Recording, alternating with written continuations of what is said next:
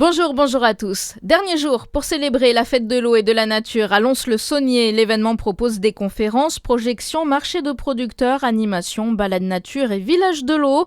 Des animations afin de sensibiliser le public aux enjeux liés à la ressource en eau, au changement climatique et à la biodiversité.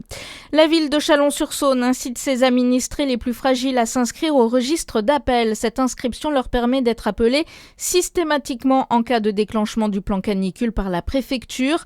Un agent rappelle alors les bons gestes et s'assure que la personne va bien.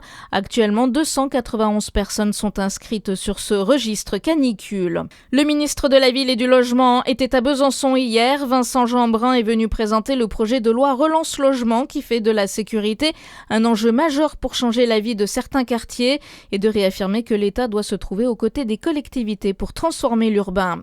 Une battue citoyenne organisée aujourd'hui dans le village de Saint-Pierre-de-Montluc en Loire-Atlantique. 300 personnes encadrées par une cinquantaine de gendarmes sont attendues pour essayer de retrouver Manon Rolando.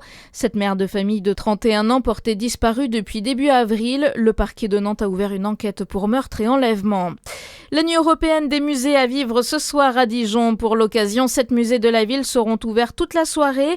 Et des visites, des spectacles et des activités seront proposées à l'intérieur. Après 2 années de rénovation, le musée d'art sacré de Dijon rouvre aussi ses portes. Du foot et un départ pour le DFCO. Le latéral Ismaël Diallo rejoint un club de Ligue 1, Toulouse, 10e du championnat. Il a été l'un des grands artisans du titre dijonnais en national, avec 3 buts et 4 passes décisives en 24 matchs disputés.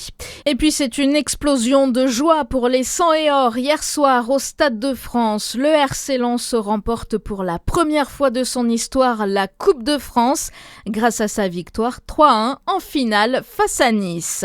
Bonne journée sur Fréquence Plus.